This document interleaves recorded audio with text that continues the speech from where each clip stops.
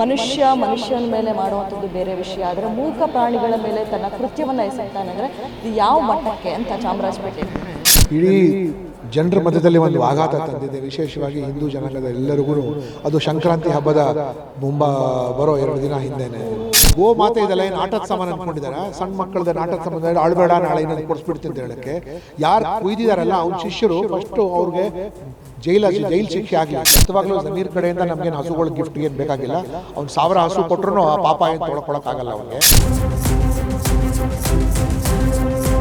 ರವಿ ಅವರ ಪ್ರಕರಣ ನಾವು ನೋಡೋದಾದರೆ ಆ ಒಂದು ಕೇಸ್ನಲ್ಲಿ ಪೊಲೀಸವರು ಅಂದರೆ ಒಬ್ಬ ಮಾಜಿ ಶಾಸಕನಂತ ನೋಡ್ದೇನೆ ಅಮಾನವೀಯವಾಗಿ ಅವ್ರನ್ನ ನಡೆಸ್ಕೊಂಡಿದ್ದಾರೆ, ಇಡೀ ರಾತ್ರಿ ಎಲ್ಲೋ ಸುತ್ತಾಡಿಸಿದ್ದಾರೆ ಅನ್ನೋದು.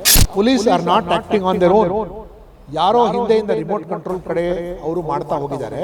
ಮತ್ತೆ ಸಿಟಿ ರವಿ ಒಬ್ಬರೇ ಇರೋದ್ರಿಂದ ಆ ಸಮಯದಲ್ಲಿ ಈ ಬಿಕೇಮ್ ಎ ವಿಕ್ಟಿಮ್.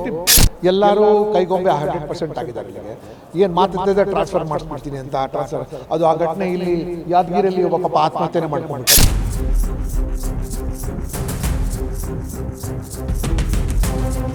ನಿನ್ನೆ ಚಾಮರಾಜಪೇಟೆಯಲ್ಲಿ ಹಸುವಿನ ಕೆಚ್ಚಲನ್ನು ಕೊಯ್ಯೋದ್ರ ಮೂಲಕ ಅಮಾನವೀಯ ಕೃತ್ಯವನ್ನು ಎಸಗಿದ್ದಾರೆ. ಇದ್ರ ಬಗ್ಗೆ ಮಾತನಾಡೋದಕ್ಕೆ ನಮ್ಮ ಜೊತೆ ಇದೀಗ ಮಾಜಿ IPS ಅಧಿಕಾರಿಗಳಾದಂತಹ ಅದೇ ರೀತಿಯಾಗಿ BJP ಮುಖಂಡರಾದಂತಹ ಭಾಸ್ಕರ್ ರಾವ್ ಇದ್ದಾರೆ. ಬನ್ನಿ ಮಾತಾಡ್ಸೋಣ. ಸರ್, ನಿನ್ನೆ ನಿಮ್ಮ ಕ್ಷೇತ್ರದಲ್ಲೇ ನೀವು ಕೂಡ ಸ್ಪರ್ಧೆ ಮಾಡಿದಿರಿ. ಆ ಒಂದು ಕ್ಷೇತ್ರದಲ್ಲೇ ಅಮಾನವೀಯ ಕೃತ್ಯ ನಡೆದಿರುವಂಥದ್ದು, ಅಂದರೆ ಮನುಷ್ಯನ ಮೇಲೆ ಮಾಡುವಂಥದ್ದು ಬೇರೆ ವಿಷಯ, ಆದರೆ ಮೂಕ ಪ್ರಾಣಿಗಳ ಮೇಲೆ ತನ್ನ ಕೃತ್ಯವನ್ನು ಎಸಗ್ತಾನೆ ಅಂದರೆ ಇದು ಯಾವ ಮಟ್ಟಕ್ಕೆ ಅಂತ ಚಾಮರಾಜಪೇಟೆ ನಿನ್ನೆ ಆಗಿದ್ದ ಘಟನೆ ಇಡೀ ಜನರ ಮಧ್ಯದಲ್ಲಿ ಒಂದು ಆಘಾತ ತಂದಿದೆ. ವಿಶೇಷವಾಗಿ ಹಿಂದೂ ಜನಾಂಗದ ಎಲ್ಲರಿಗೂ ಅದು ಸಂಕ್ರಾಂತಿ ಹಬ್ಬದ ಬರೋ 2 ದಿನ ಹಿಂದೆನೇ ಇದು. ಅಷ್ಟು ಸಹ ಇದು ಅಲ್ಲಿ ಏನು ಒಂದು ವೆಟನರಿ ಹಾಸ್ಪಿಟ್ಲ್ ಇದೆಲ್ಲ, ವೆಟನರಿ ಹಾಸ್ಪಿಟ್ಲ್ ಕಬ್ಬಳಿಸ್ಕೋಬೇಕು ಅನ್ನೋ ದೃಷ್ಟಿಯಿಂದ ಮಾಡಬೇಕಾಗಿ ಇದು. ಯಾರೊಬ್ಬ ಬಿಹಾರಿ ಮುಸ್ಲಿಮ್ ಅವನು ಕರ್ಕೊಂಬಂದು ಸುಮ್ಮನೆ ಕೇಸನ್ನು ಮುಚ್ಚಾಕೋಕ್ಕೆ ಸಲುವಾಗಿ ಅವರು ತಯಾರಾಗ್ತಾಯಿದ್ದಾರೆ ಅಲ್ಲಿಗೆ. ಇದು ಆ್ಯಕ್ಚುಲಿ ಇದರ ಹಿಂದೆ ಇರೋದು ಎಂಟೈರ್ ಜಮೀರ್ ಬ್ರಿಗೇಡ್, ಕಲ್ಲೆಸಿಯೋ ಬ್ರಿಗೇಡು, ಗಲಾಟೆ ಮಾಡುವಂಥ ಬ್ರಿಗೇಡು, ಮತ್ತು ಈ ಲೂಟಿಂಗ್ ಆ್ಯಂಡ್ ಪ್ಲಂಡ್ರಿಂಗ್ ಬ್ರಿಗೇಡ್, ಇವ್ರ ಕುಮ್ಮಕ್ಕಿಂದನೇ ಇದೆಲ್ಲ ಆಗಿರೋದು. ನಾವು ನಮ್ಮ ಡಿಮಾಂಡ್ ಇರೋದು ನಿಜವಾದ ತಪ್ಪಿಸ್ತಿದ್ದಾರಲ್ಲ ಅವ್ರಿಗೆ ಅರೆಸ್ಟ್ ಮಾಡಿ. ಒಂದು. ಎರಡನೇದು, ಅವ್ರು ಏನು ಹಸು ಕಳ್ಕೊಂಡಿದ್ದಾನಲ್ಲ ಸರ್ಕಾರದ ವತಿಯಿಂದ ಅವ್ರಿಗೆ ಕಂಪೆನ್ಸೇಷನ್ ಕೊಟ್ಟು ಮುಂದೆ ಜೀವನ ಮಾಡೋಕ್ಕೆ ಅವಕಾಶ ಮಾಡಬೇಕು. ಈ ಜಮೀರ್ ದುಡ್ಡು ಬೇಕಿಲ್ಲ, ಜಮೀರ್ದು ಪಾಪಿ ಅಹಂಕಾರಿ ಮತ್ತು ಪಾಪದ ದುಡ್ಡು ಬೇಕಿಲ್ಲ ಅಂತ ಅವರು 1000 ಹಸು ಕೊಟ್ಟರು ಅದ್ರ ಪಾಪ ತೊಳ್ಕೊಳಕ್ಕೆ ಆಗೋದಿಲ್ಲ ಅವ್ರಿಗೆ. ಮೂರನೇದು ಆ್ಯಂಡ್ ಮೋರ್ ಇಂಪಾರ್ಟೆಂಟ್ ಇದ್ದರೆ ಗೌರ್ಮೆಂಟ್ ವೆಟನರಿ ಹಾಸ್ಪಿಟ್ಲ್ ಇದೆಲ್ಲ ಅದು ಮುಚ್ಚಬಾರ್ದು. ಅದಕ್ಕೆ ಏನು ಕಳೆದ ವರ್ಷ ಫೆಬ್ರವರಿ ತಿಂಗಳಲ್ಲಿ ಸರ್ಕಾರಿ ಆದೇಶ ಕೊಟ್ಟಿದ್ದಲ್ಲ ತರಾತುರಿ ಒಳಗೆ, ಅದು ವಾಪಸ್ ತೊಗೋಬೇಕು ಅದಕ್ಕೆ. ಮತ್ತು ಅಲ್ಲಿ ಭದ್ರವಾದ ವಾತಾವರಣ ರೆಡಿ ಮಾಡಬೇಕು.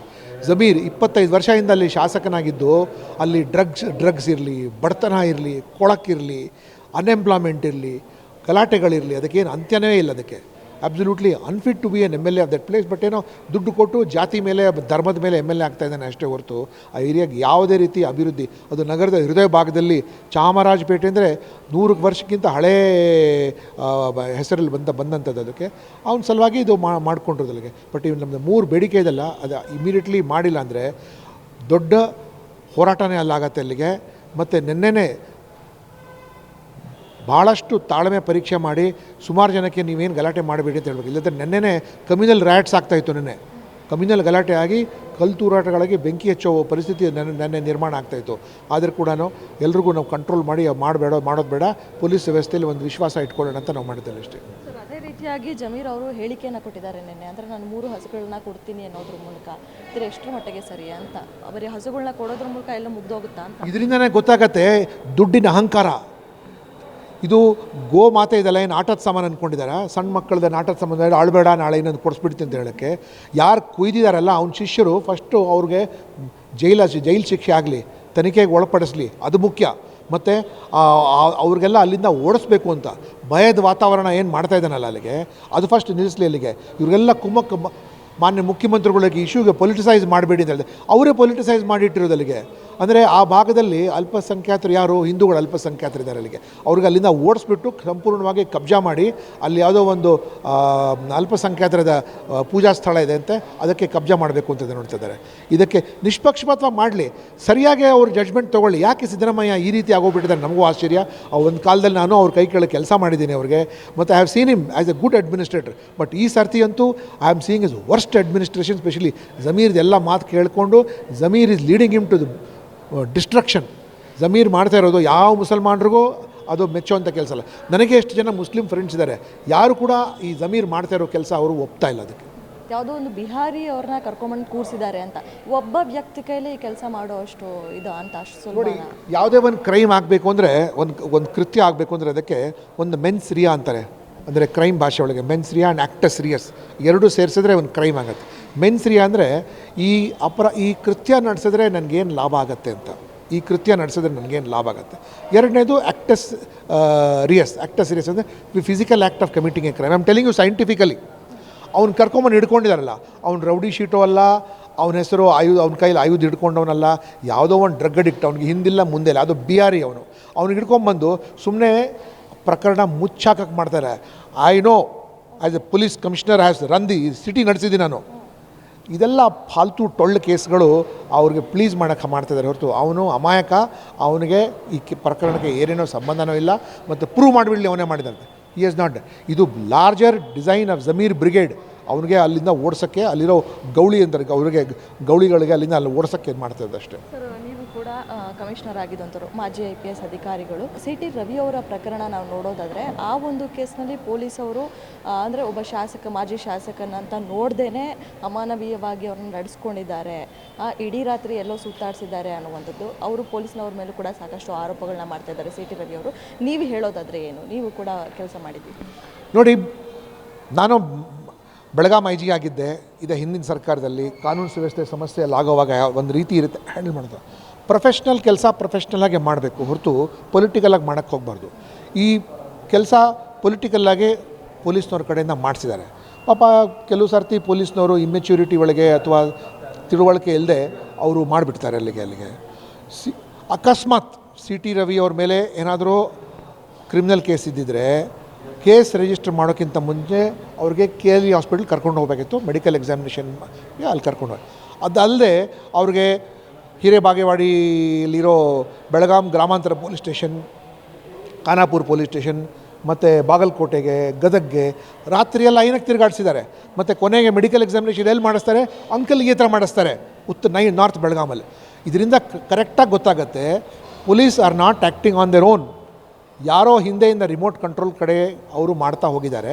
ಮತ್ತು CT ರವಿ ಒಬ್ಬರೇ ಇರೋದ್ರಿಂದ ಆ ಸಮಯದಲ್ಲಿ ಹಿ ಬಿಕೇಮ್ ಎ ವಿಕ್ಟಿಮ್. ಅವರಷ್ಟು ಸೀನಿಯರ್ ಪಾಲಿಟಿಷಿಯನ್ ಆದರೂ ಸಹ ಪೊಲೀಸರ ದೌರ್ಜನ್ಯಕ್ಕೆ ಒಳಗಾದವರು ಅವರಿಗೆ. ಮತ್ತು ಪೊಲೀಸ್ನವ್ರಿಗೂ ನಾವು commissioner of police and SP should say that ಇಲ್ಲ ಕೆಲಸ ನಾವು ಮಾಡೋಕ್ಕೆ ಬರಲ್ಲ ಅಂತ ಹೇಳಬೇಕು. ನಮಗೂ ಎಷ್ಟು ಇಲ್ಲಿಗಲ್ ಕೆಲಸ ಭಾಳಷ್ಟು ರಾಜಕಾರಣಿಗಳು ಹೇಳಿದ್ದೇ ಇತ್ತು ಹಿಂದೆ, ಸರ್ ಇದು ನಾವು ಮಾಡದೇ ಇರೋದು ಒಳ್ಳೆಯದು, ಮಾಡೋದು ಹೋಗೋದು ಬೇಡ ಅಂತ. ಈಗ ಸಂದೇಶ ಆದೇಶ ಕೊಟ್ಟಿರೋ ರಾಜಕಾರಣಿ ಮೇಲೆ ಏನೂ ಕ್ರಮ ತಗೊಳ್ಳಲ್ಲ. ಈಗ CT ರವಿ ಅವರು CIDಗೆ ಮತ್ತು ಸ್ಪೀಕರ್ಗೆ ಮತ್ತು ಅದಕ್ಕಿಂತ NHRC ಇತ್ಯಾದಿಗಳು ಹಾಕಿದರೆ those police officers will face the music. Whatever has happened with CT Ravi, it is absolutely wrong, incorrect, unconstitutional and inhuman. ಯಾರಿಗೂ ಆಗಬಾರ್ದು. ಮತ್ತು ಅವ್ರಿಗೆ ಆದ ನಂತರ ರಾತ್ರಿ ಅವ್ರಿಗೆ ಕ್ವಾರಿ ಹತ್ರ ಕರ್ಕೊಂಡೋಗಿದ್ದು, ಮತ್ತು ಯಾವುದೋ ಕಬ್ಬಿನ ಗದ್ದೆ ಹತ್ರ ಕರ್ಕೊಂಡೋಗಿದ್ದು, ಮತ್ತು ಅಂಕಲ್ಗಿ ಬೆಳಗಾಂ ಗ್ರಾಮಾಂತರ ಮತ್ತು ಅಂಕಲ್ಗಿ ಅವರು PHCಗೆ ಏನು ಸಂಬಂಧ ಇದೆ? Why was it taken there? ಅವ್ರ ಸೇಫ್ಟಿ ಅಂತ. ನಾನೇ ಅದರ ಕಮಿಷನರ್ ಆಫ್ ಪೊಲೀಸ್ ಆಗ್ತಾಯಿದ್ದರೆ ಅಥವಾ SP ಅಥವಾ IG ಆಗ್ತಾಯಿದ್ರೆ ಅವ್ರಿಗೆ ಇಮಿಡಿಯೇಟ್ಲಿ ಅಕಸ್ಮಾತ್ ಕಸ್ಟಡಿಗೆ ತೊಗೊಳ್ಳೇಬೇಕು ಅಂದರೆ ತೆಗೆದುಕೊಂಡು ಹೋಗಿ KLE ಹಾಸ್ಪಿಟಲ್ ಇಟ್ಬಿಟ್ಟು ಗಾರ್ಡ್ ಆಗ್ತಾಯಿದ್ದೆ ಅಷ್ಟೇ. There ends the matter. ಅಂದರೆ ಈಗ ಪೊಲೀಸ್ನವ್ರು ಏನು ಹೇಳ್ತಿದ್ರು ಅಂದರೆ ಅವರ ಸುರಕ್ಷತೆಗೆ ನಾವು ಆ ಕೆಲಸ ಮಾಡಿದ್ವಿ ಅಂತ. ನಾನ್ಸೆನ್ಸ್. ಸುಮ್ಮನೆನೋ ಮಾತಾಡ್ತಾರೆ ಅಷ್ಟೇ, ಯಾರಿಗೋ ಪ್ಲೀಸ್ ಮಾಡೋಕ್ಕೆ ಸಲುವಾಗಿ. ಅದೆಲ್ಲ ಅವ್ರು ಸೆಕ್ಯೂರಿಟಿ ಕೊಡಬೇಕಾ? KLE ಹಾಸ್ಪಿಟಲ್ ಕರ್ಕೊಂಡು ಹೋಗ್ಬಿಟ್ಟು ಗಾರ್ಡ್ ಹಾಕಿ KLEಗೆ ಆಕ್ಸೆಸ್ ರೆಸ್ಟ್ರಿಕ್ಟ್ ಮಾಡಿ ಮುಗೀತಲ್ಲ ಅಲ್ಲಿಗೆ. ಯಾಕೆ ರಾತ್ರಿ ಎಲ್ಲ ತಿರುಗಾಡಿಸ್ಬೇಕು ಅವ್ರಿಗೆ?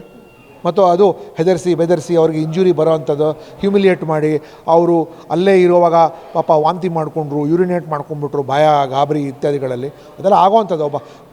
ಒಬ್ಬ ಚುನಾಯಿತ ಪ್ರತಿನಿಧಿಗಳಿಗೆ ಈ ರೀತಿ ಇವ್ರು ಮಾಡ್ತಾರಂದರೆ ಬೇರೆ ಅಪರಾಧಿಗಳಿಗೆ ಯಾವ ರೀತಿ ಮುಗಿಸೇ ಬಿಡ್ತಾರೆ ಅವರು. ಸರ್, ಅದೇ ರೀತಿ ರೀತಿಯಾಗಿ ಈಗಿನ ಲಾ ಆ್ಯಂಡ್ ಆರ್ಡರ್ ಬಗ್ಗೆ ಏನು ಹೇಳ್ತೀರಾ? ಸಾಕಷ್ಟು ದಿನೇ ದಿನ ಹಾಳಾಗ್ತಾನೆ ಇದೆ, ನೀವೇನು ಹೇಳ್ತೀರಾ? Law and order has been completely taken over by each minister. ಅವನೊಂದು ಏರಿಯಾ ಒಳಗೆ ಅವನೇ ಪಳ್ಳೆಗಾರ ಆಗೋಗ್ಬಿಟ್ಟಿದ್ದಾನೆ. ಅಲ್ಲಿಗೆ ಕಲಬುರಗಿ ಒಳಗೆ Priyank Kharge is the director general of police. ಇಲ್ಲಿಗೆ ಈ ಭಾಗದಲ್ಲಿ ಬೆಂಗಳೂರು ನಗರದ director general of police and commissioner of police Zameer Ahmed ಅಲ್ಲಿಗೆ ಮನ್ಸು ಬಂದಂಗೆ ಅವ್ರವ್ರ ಪ್ರಕಾರ ನಡ್ಕೊಂಡು ಹೋಗ್ತಾ ಇದ್ದಾರೆ ಅಲ್ಲಿಗೆ. ಸೊ ಕಾನೂನು ಸುವ್ಯವಸ್ಥೆ ಅಂತೂ ಕಂಪ್ಲೀಟ್ಲಿ ಹದಿಗೆಟ್ಟೋಗಿದೆ. ಪೊಲೀಸ್ನವ್ರಿಗೆ ಯಾವ ಸ್ವತಂತ್ರತೆಯೂ ಇಲ್ಲ, ಅಲ್ಲಿಗೆ ಯಾವ ಇಂಡಿಪೆಂಡೆನ್ಸ್ ಇಲ್ಲ ಎಲ್ಲಿ ಕೂಡ. ನೋಡಿ ಅಲ್ಲಿ ಹುಬ್ಳಿಯಲ್ಲಿ ಗಣೇಶ ಮೆರವಣಿಗೆಯಲ್ಲಿ ಕಳೆದ ವರ್ಷ ಅಲ್ಲಿ ಕಲ್ಲು ತೂರಾಟ ಆಗೋದು, ಎಲ್ಲ ಅಪರಾಧಿಗಳಿಗೂ ಕೊಲೆ ಬಿಟ್ಬಿಟ್ರು. ಬಿಕಾಸ್ ಅವ್ರಿಗೆ ಬೆಂಗಳೂರು ಬರಬೇಕಾಗಿತ್ತು ಅಪೇರ್ ಆಗೋಕ್ಕೆ. ಸೊ ಎಲ್ಲರಿಗೂ ಅಲ್ಲಿಗೆ ಬಿಟ್ಬಿಟ್ರು ಅಲ್ಲಿಗೆ. ಮತ್ತು ನೀವು ಎಲ್ಲ ಕ್ರಿಮಿನಲ್ಸ್ಗಳಿಗೆ ಬಿಟ್ಬಿಡ್ತೀರ. ನೀವು UAPA ಕೇಸ್ ಯಾರ ಮೇಲೆ ಇರುತ್ತೆ ಅಂಥವ್ರಿಗೂ ನೀವು ಬಿಟ್ಬಿಟ್ರೆ ನೀವು ಏನು ಲಾ ಆ್ಯಂಡ್ ಆರ್ಡರ್ ಮೇಂಟೈನ್ ಮಾಡ್ತೀರಾ? ನೀವು ಯಾರಿಗೆ ಪ್ಲೀಸ್ ಮಾಡ್ತಾಯಿದ್ದೀರಾ ನೀವು ಇಂಥೆಲ್ಲ ಮಾಡಿಬಿಟ್ಟು ಅಲ್ಲಿಗೆ? ಮತ್ತು ಇಂಥದ್ದೆಲ್ಲ ಮಾಡ್ತಾ ಹೋದರೆ ಇದಕ್ಕೆ ಇವತ್ತು ಎಫೆಕ್ಟ್ ಆಗಲ್ಲ, ನಾಳೆ ನಾಡಿದ್ದು ಆಚೆ ನಾಡಿದ್ದು ಯು ಆರ್ ಎಂಬೋಲ್ಡನಿಂಗ್. ನೀವು ತೋಳ ಸಾಕ್ದಂಗೆ ಆಗುತ್ತೆ ಇದು. ಪೊಲೀಸ್ನವರು ರಾಜಕಾರಣಿಗಳ ಕೈಗೊಂಬೆಗಳಾಗಿದ್ದಾರೆ ಅಂದರೆ ಎಲ್ಲ ವಿಷಯದಲ್ಲೂ. ನೀವು ಹೇಳಿದ್ರಿ ಬೆಳಗಾವಿ ಕಲಬುರಗಿ ಆಗಿರ್ಬೋದು ಅಥವಾ ಇಲ್ಲಿ ಚಾಮರಾಜಪೇಟೆ ಆಗಿರ್ಬೋದು, ಕಮಿಷನರು IPS ಎಲ್ಲರೂ ಅವರೇ ಆಗಿದ್ದಾರೆ ಅಂತ. ಟ್ರಾನ್ಸ್ಫರ್ ವೆಪನ್ ಇಟ್ಕೊಂಡು ಎಲ್ಲರೂ ಕೈಗೊಂಬೆ 100% ಆಗಿದ್ದಾರೆ. ಅಲ್ಲಿಗೆ ಏನು ಮಾತಾಡ್ತಿದ್ದೆ ಟ್ರಾನ್ಸ್ಫರ್ ಮಾಡಿಸ್ಬಿಡ್ತೀನಿ ಅಂತ. ಅದು ಆ ಘಟನೆ ಇಲ್ಲಿ ಯಾದಗಿರಿಯಲ್ಲಿ ಒಬ್ಬ ಪಾಪ ಆತ್ಮಹತ್ಯೆನೇ ಮಾಡ್ಕೊಂಬಿಟ್ಟ. ದುಡ್ಡು ತೊಗೊಳ್ತಾರೆ, ಆತ್ಮಹತ್ಯೆನೂ ಮಾಡಿಸ್ತಾರೆ, ಮತ್ತು ಹೇಳ್ದಂಗೂ ಕೇಳಿಸ್ತಾರೆ, ಮತ್ತು ಚೆನ್ನಾಗೆ ವಸೂಲಿನೂ ಮಾಡಿಸ್ತಾರೆ. So police has become sort of completely surrender to polity.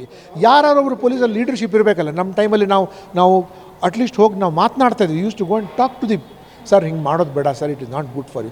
ಯಾರಿಗೂ ಧೈರ್ಯ ಇಲ್ಲ. ಮತ್ತು ನಮ್ಮ ಹಿಂದಿನವರೆಲ್ಲ ನಮಗೆ ಡಿಫೆಂಡ್ ಮಾಡೋರು. ಈಗ ನಮ್ಮ ಹೇಳೋರೋ ಇಲ್ಲ, ಡಿಫೆಂಡ್ ಮಾಡೋರು ಇಲ್ಲ. So only thing police is doing is only surrendering. ಹೇಳ್ದಂಗೆ ಮಾಡ್ತಾಯಿದ್ದಾರೆ ಅಷ್ಟೇ. ಅದಕ್ಕೆ ಸರ್, ಅದೇ ರೀತಿಯಾಗಿ ಚಾಮರಾಜಪೇಟೆಯಲ್ಲಿ ನಿನ್ನೆ ನಡೆದಿರುವಂತಹ ಘಟನೆ ಕುರಿತಾಗಿ ಮುಂದೆ ಯಾವ ರೀತಿಯಾದಂತಹ ಹೋರಾಟ ಏನಾದರೂ ನಡೆಸುವ ಸಾಧ್ಯತೆ ಇದೆಯಾ? ಇಲ್ಲ, ನಮ್ಮ ಪಕ್ಷದ ಹಿರಿಯರ ಜೊತೆ ನಾವು ಸಮಾಲೋಚನೆಯಲ್ಲಿ ಇದ್ದೀವಿ. ನಾವು ಇವತ್ತೆಲ್ಲ ನಿನ್ನೆ ಭೇಟಿ ಮಾಡ್ಕೊಂಡು ಬಂದಿದ್ದೀವಿ ಅಲ್ಲಿಗೆ.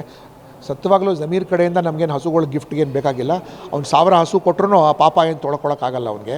ಸೊ ನಾವು ಮುಂದೆ ಏನು ಮಾಡಬೇಕು, ನಮ್ಮ ಪಕ್ಷದ ಹಿರಿಯ ಅಧ್ಯಕ್ಷರಿದ್ದಾರೆ, ಅವ್ರು ಸೂಚನೆ ಕೊಟ್ಟ ನಂತರ ಹಬ್ಬ ಕಳೆದೋಗ್ಲಿ ಅಂತ ಹಬ್ಬ ಕಳೆದಂತ ಮಾತಾಡ್ತೀವಿ.